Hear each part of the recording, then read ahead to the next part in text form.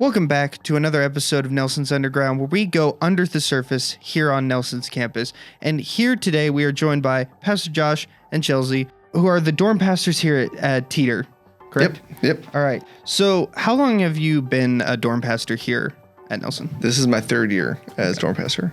So I was in Guayans for 2 years, and now I'm in Teeter for my first year. So with Pastor Chelsea, or were y'all not married yet? No, we've been married for over 5 years now. So. Okay, Yeah. great. Yeah, we just So had the our whole 5-year time. anniversary.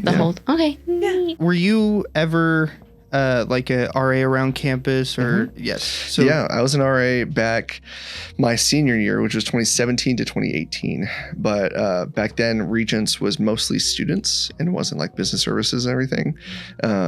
There's still some student housing there, but it's different now. But I was an RA for them. So Oh, okay. fun. Yeah. That's fun. I did not know that. That's interesting to know. Because now I know just Regents is like, I mean, it is students, but it's like staff as well. That's interesting. What did you study when you were here previously at SAGU, now Nelson? Yeah, I got my bachelor's in church leadership. Okay. And I started working on a master's in organizational leadership, and I'm finishing that up this year. So. Yay, that's good. So with that in mind, was the plan always like you knew you were going to go into some sort of ministry then? Yeah, I started. I was felt the call in like youth camp, high school and everything. My life was heading in one direction, and then God was like, "Hey, you're gonna actually do this, even though you want to do this other thing." Because it's funny how that God kind of does that. But yeah, so I knew that SAGU was the place for me. Now in Nelson, it feels weird to go back and forth with that, talking about the past. But so yeah, and my dad came here a long time ago, and my brother came here as well. And so it was kind of just the place where I figured I would land. I looked at other colleges and everything, but this was the place that just made the most sense, That's good. So were you looking, did they call you to come be a dorm pastor, or because they knew you were an RA, like would you be interested, or how did that work? No, it was like the job posting was online, and I saw it one day, and it's I'll tell most of the story, but they usually hire dorm pastors in like February, or at least start that process around January, February, March sometimes. But I didn't apply until around June. That's of really 22. soon. Yeah. It definitely was like a God thing, because like it was honestly a miracle that the position was even still open. Yeah, because usually that process is finalized and everything by like March usually. And sometimes it kind of just depends on the time frame and everything. But I was working for another company, remote, so I just worked from home all the time. And they went through some layoffs and everything, and I was part of the first round of that, and was out of a job for about a month and a half before I saw the listing. And I texted Chelsea. She was at work one day, and I was home looking at jobs and everything. And I was like, "Hey, SAGU's hiring dorm pastors," and she's like, "You've applied, right?" And I was like, She's like, should I already, that you were an RA, that you're built for this. Yeah. He said, "Should I apply for this?" Right, I said, yes. That sounds perfect for you. Yeah. So I did it and reached out to Dr. Mesh, because that's always a good thing to do, to reach out to the hiring manager, and the rest is history. So I got hired on, and my first day on the job was when Elias, our second son, was born. That same day. Oh, that's crazy. Yeah, it's pretty wild. It was kind of a whirlwind. Yeah. He's the curly-headed one, right? Yes. Yeah. Yeah. Okay. I always distinguish them. It's so funny looking at your kids, because one looks exactly like one of the parents to me, at least. Yes. I always say that Jesse looks just like me, but with Josh's hair, and Elias looks just like Josh, but with my hair. That's exactly it. Yep. Yeah. That's so It really funny. is, yeah. They're so funny. They're very like, woo. Yeah. Lots of energy. Lots of energy, yeah. how has dorm pastoring life been treating you?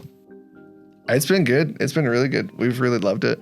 It kind of has fit in a lot of, it like checks a lot of boxes for our lives and everything, because we love, I really love one-on-one interactions with people, and feel like that's where I excel the most of the time, and like one-on-one discipleship. And but also I love just being able to pour into anyone and everyone that I can. So, in like all dorm devos, or into RAs especially, that's like most of my job is pouring into the RAs so that they can be really effective on their halls. You talked about how you really love like the one-on-one interactions, especially you get to pour into the RAs. Would you say that's one of the parts that you enjoy most about being a dorm pastor? Yeah, I think so. Being able to like grow and develop leaders is really one of my like main Goals. goals, passions in life is doing that. And being able to do that with the RAs and seeing that like progress develop over like a semester or a whole year, or even sometimes, multiple years if they stay on for that long. It's really wonderful to see like their growth and everything, and being able to contribute to that is just like fuels my fire, Yeah. And yeah. That's really sweet to hear. Oh, okay. Well, I want to ask you a question. As the wife, how has him being the dorm pastor affected you and your family's role on campus and what you do? That's a great question. I love being on campus, and I love like, it's actually funny because like we'll talk to students sometimes and I'm like, actually, I'm the extrovert in this relationship and he's the introvert. It's true. Yeah. So I think that surprises people sometimes. I love getting to know students too. And I think that's something that like I don't want to be like hidden away. I love like getting to interact with students and just like getting to know people. Like that really like is a big passion of mine too. And so it's truly a blessing to be on campus, and especially like with our RAs too. Like we really get to pour into them, and especially with the girls, like I love getting to know all of them, and just like I think it's cool because like we're just a couple of steps ahead of a lot of the students here. And so I love being able to pour into them. And I also love that like our boys get to be around so many like positive influences too, that are not just us. Like they love our RA team, and they love like Elias is a little bit more shy, but not around them. Oh my goodness. He's like wild around them. Once he's comfortable with somebody, he's like, it's crazy. Yeah. But yeah, I love like, it's another love language for me. I think like seeing other people love on our kids. And so that's like a huge blessing to us too. So I would say overall, it's affected me in a very great way. Like, yeah, we enjoy being on campus. So yeah. It's really great. Yeah. Obviously, we talked about like you love pouring into people, but people jobs that, I mean, every job has to do with people, but especially this kind, when you're a pastor, you're dealing with the good and the bad. So what's been maybe one of the hardest experiences, or one of the more frustrating sides of being the dorm pastor that people don't get to see, or maybe people don't understand a whole lot of? I would say the hardest thing for me is you learn constantly that people, like, you can only pour out as much as people want to be poured into. And so there are some students and some people that just don't want that and aren't looking for that. And that's the hardest thing, because when you reach out a hand to extend love and grace and all these things, and it's kind of sometimes it's not like slapped away, but it's just like no thanks. That I would say that's the hardest thing. And trying to build community, that's one of the things that negates that community. Is when people are like, no, I don't want part of that. I'm going to just do my own thing. And there's you have to realize that everything that you do individually affects those around you, even if you don't understand it, even if you don't think it does. Great example of this is like in the Old Testament. Whenever one person in Israel would do something, especially in like Exodus, God would see that as like all of Israel has done this. And like the things that one person does affect everyone, even if they don't see it, even if it's like, well, I'm, do my own thing, no one else cares. It actually affects everybody around you. It's the spiritual health, it's the emotional health, it's the mental health of everyone. Usually not the physical side of things, but it can, lead to everything when you create an environment on your own that is at odds with the environment of the community around you. What's a side of being a dorm pastor that not really anyone is going to know about? For like Devos, I put in all that chapel attendance for Devo nights. That's one thing. Anytime that you like sign out in your portal and everything to like stay somewhere overnight, I look at that and I approve that. A lot of like clerical things, anytime that there's, anytime we put on an event, dorm pastors are the ones that like usually buy the food for it, or get the money for it, or things like that. It doesn't just like appear out of thin air. It does, like, when we do Taco Tuesdays, it's, people just see that, oh, you guys got tacos, that's awesome. But there's a whole process behind that. I'm sure. I have to put like that request in advance, like 2-3 weeks in advance to get the money for that. And that's like, it's small things, but it builds up over time that like, especially when like bigger situations come up and we have to deal with those things and meet with people or whatever, that takes away, not take away, but we have to balance that with like, hey, I have to think like 3 or 4 weeks ahead for what's coming. Like I'm thinking about Teeter Coffee House, which isn't until April, but we've been planning been thinking about that We've been for a planning it long for time. 6 months now. So wow. yeah. And so we've got a good plan down and everything. It's gonna be really awesome. Shameless plug for Teeter Coffee House. It's gonna be great. Yeah, but it's just that one of those things that people don't see a lot of like the clerical work that goes behind being a dorm pastor. And so, yeah. What about you? What is something like behind the scenes people are not realizing? Like you're there, you're there up late at night or early in the morning, and obviously you're with your family as well. Like how's that? I do stay home with our boys, and I also do photography. So I'm So I love doing like family couples weddings. Okay. So shameless plug. So I do that. But definitely, I mean, Josh like mentioned earlier, like I used to another ministry job at a church, and we just got to a point where just like kind of overwhelming, like juggling 2 separate like ministry schedules was really challenging.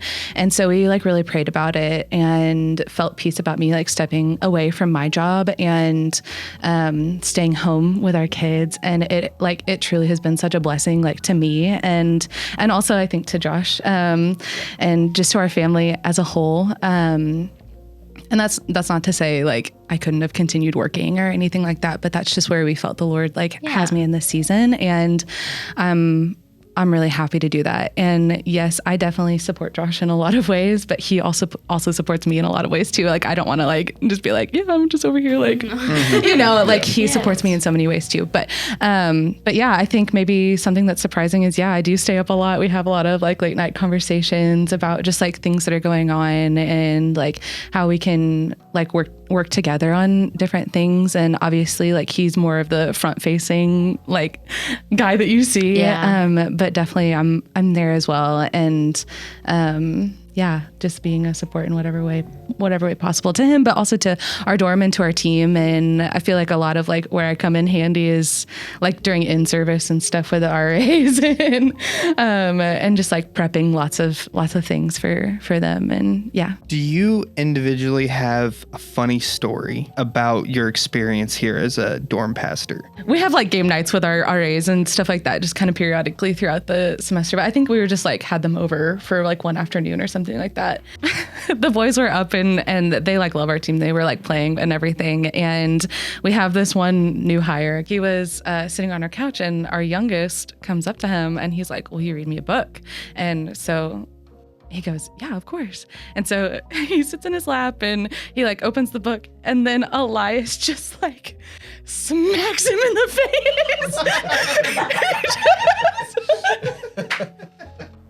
That's so funny. One of those moments where I was like, that's hilarious. Don't do it again. So 2 years ago, we were in Gwines and we did something called Dorm Donut Shop. Yes. They still do it to this day. When I was here, that was the big Gwines event. The first year that we did it, we had to change a lot of things because there was a crazy storm. That night. You might remember this, but I think it was like end of February. It was around this time of year. It was like it was one like of a the worst storms of the monsoon. year It was crazy. happened that night. And so we had to do everything inside. Well, including cooking the donuts. Including the donuts, like making them, because we would make them ourselves and whatnot and fry them. And so in our apartment, we set up all the fry stations. And so all the fryers were just in our apartment frying up donuts for like 3-4 hours. This sounds dangerous. And it was a little bit. And our windows didn't open. And our windows didn't open. So we like for like solid like month after that event was done, it smelled like old donut fry. It was awful. On to not just a funny, but do you have a specific like favorite memory being a leader of like the dorm life here on campus? It has to do with the one-on-one that I was talking about. I won't say when or who, but I'll keep things vague because I have to. But there was a time I had to meet with this guy for a while. Just one-on-one for a little while. And at first he was very like he didn't like me because, the situation that that kind of ended him up in my office was not great. And so like when we first started off, I like just took time to listen to him, and like he talked to me about the entire situation for like a solid hour and a half, 2 hours. I only asked one question, or I didn't even ask a question. I started off by saying, "So what brings you here?" And then he just unloaded for like an hour and a half. And then I'd like clarified. I said like one sentence. I was like, actually, here's this, but keep going. And so he did. And then he like, we didn't say much, but I needed that time to like get his like trust in me so that I could just listen to him. And then skip forward ahead to like 2 or 3 months later, we're having really good dialogues, and he's growing a lot in like himself and his faith, and like growing with the Lord, and like understanding why what he did was wrong, and like the things that brought him to that place. And so like seeing that growth in him was like really, really awesome, and really like heartwarming, because you don't like necessarily always see that. But like that's, if there's one like one-on-one really good memory, it's probably that. Yeah. And like just seeing the growth in him over that time, and being able to say like, yeah, I contributed to that because of these, like one-on-one sessions with him was really, really incredible. Like I wasn't a counselor to him, I was a pastor to him. And so just like pouring into him from the word, and also just from my own personal experience. Not that we had a similar experience, but just like, hey, let's have a conversation here. And that's what discipleship is. We like to think of it as like this really big, like, oh, well, it has to be a process, and it's, X, Y, and Z. And, we have to go through this 6-week course or anything like that. Discipleship is just living life with people.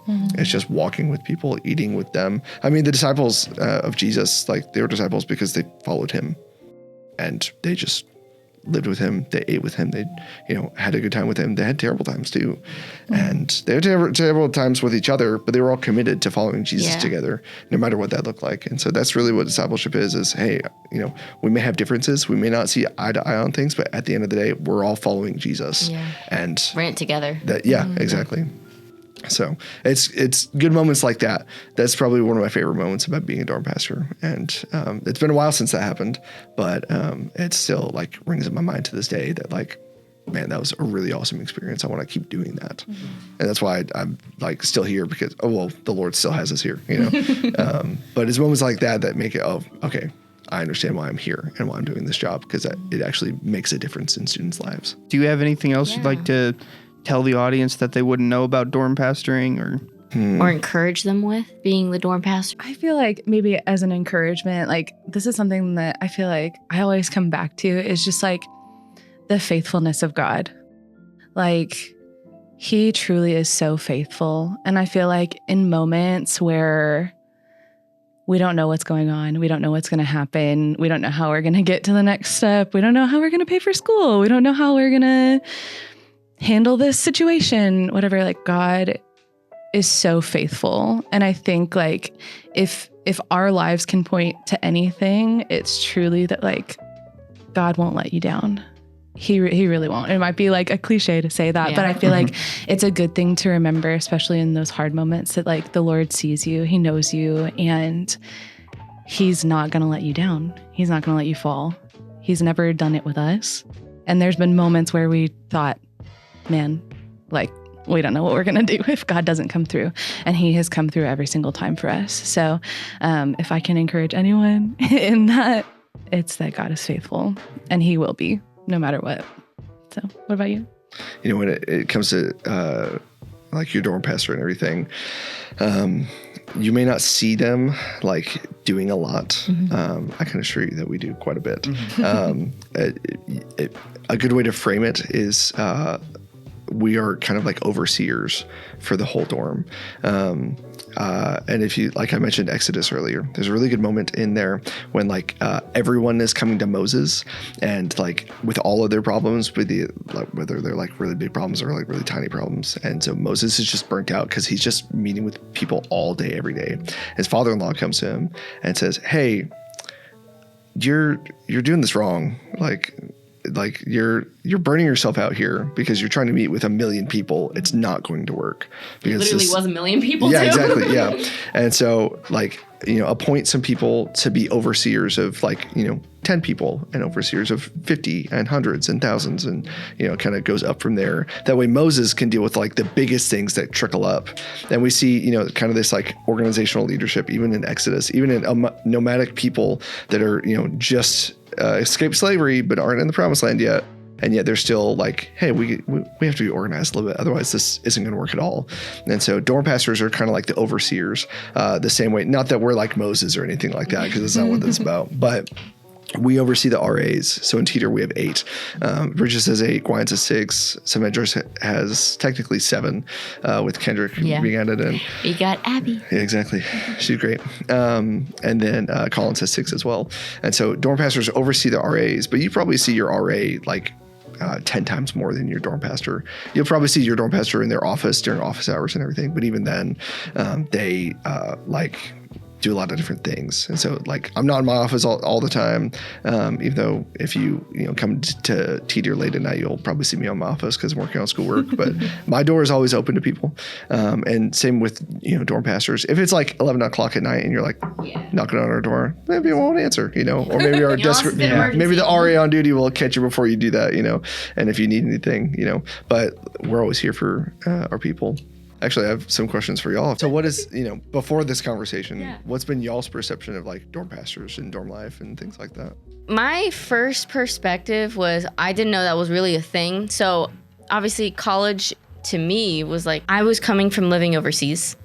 So coming here and because I got the email like from my dorm pastor, like, hey, like we're welcoming you. And I think my dorm pastor at the time, I can say who. This is bad. It was Pastor Sarah Grace and her husband Hudson. Yeah.